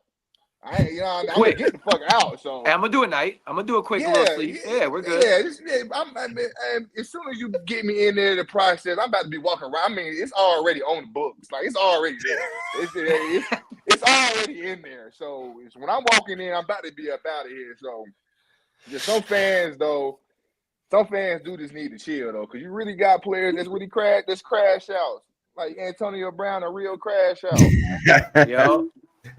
There's a difference too between like going at a play, like physically adding him and saying like you're a bum ass, fuck you, and then there's a difference between like, yo, this guy had a bad game, this is why they had a bad, like, there's a difference, and there's a clear difference of like we've seen people on Twitter like just going after players, like adding them and stuff like that, and then I wish more players did go after the fans, like you're saying. Man, look, Pete, my rookie year, when I had sacked Tom Brady first game, right? It was a fan. That fan made a meme. It was like a crush Tom Brady post, like crush Brady, and I was crushing his head. I had his head in between my hands, but his body was hanging out, and his face yelling or whatever, and. It's me like smashing his head and my face over like this. When I say the day I posted that meme, like we talk about a fan just made this post. And this is what I'm saying, like me not really realizing where who I really am and how I'm being viewed as well. Like I'm not just a guy out here that can just be just hella active. It's kind of bad for me to really be myself pretty much. But I posted that damn picture. And you know how many fans from the New England Patriots cropped out? They went on my Facebook, on my Instagram. They cropped out pictures of my 4-month-old daughter at the time. And they cropped out her head and put that shit on like a kicking tee. Yeah, bro. They had my daughter's head on like that's what I'm saying. And honestly, hey, the shit. It had me hot for a minute. Like, it had me hot for a while. But right now, like, man, now I think about it, that shit really, it's funny just because entertainment, right? Like, it's fucked up that a person really got, hey, that's one of the, okay. All right, that's one of the, so that might have been at a hotel at one of our games or something. I think I remember that. I remember that picture right there. Yeah, I remember that. I think it was a hotel at one of our games. And he asked me to redo that meme, the meme I did. Yeah, man. Yeah, I Jesus. remember that kid. It's crazy. I really remember that kid too. I can't Yeah. remember his name, but I remember him. But yeah, man. But they, like I said, some people just take it so daggone personal, and they can't. It's like they just, some of them low lives, but they take it personal to where that's what they got to try to get us out of our element. Go get my kids and put them in a meme and do all some crazy stuff. So like, okay, it's all good, dog. But if Yeah, I I know a send guy you, like that. but I'm wrong if I send you a text message of your address, though. You know what I mean? I'm just speaking real. I'm just speaking real. I'm wrong, but it be like that. So. But Hey, anybody who works on IPs, hit my boy Chris up. now, hey, man, look, I'm a changed man. I'm a changed man. I stay in the house, man. I let all that knucklehead stuff go. Nah, yeah, man. It's but they can see me in the cage though if they want to. That we definitely do that. Yeah, we can run it in the cage. Yeah, we might need to do a dive bar charity fight between you and Ghost. Hey, grappling only. Hey, look, yeah, yeah, because Chris got that reach. I was gonna say, look, and that's what he gonna get me at, because we really might be in one position. Because look, you ain't about to choke me out, but I know for a fact I'm not about to sub you. I ain't even gonna try to. I ain't even gonna try to. As soon as I try, you gonna find some little gap. All right, you say you walk her at 200, you're around 170 something. I ain't got no time for that, bro. Yeah, no time for that.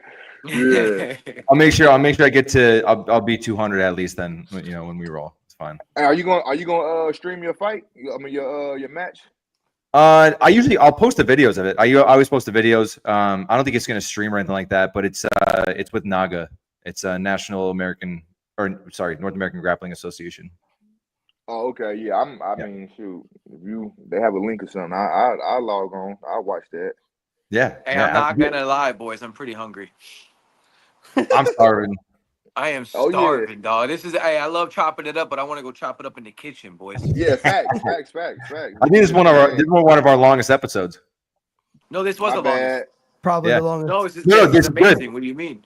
Yeah, we always it's like we run out of topics sometimes. Hey, but every good entertainer knows you gotta leave a little bit more cream on the top for next time.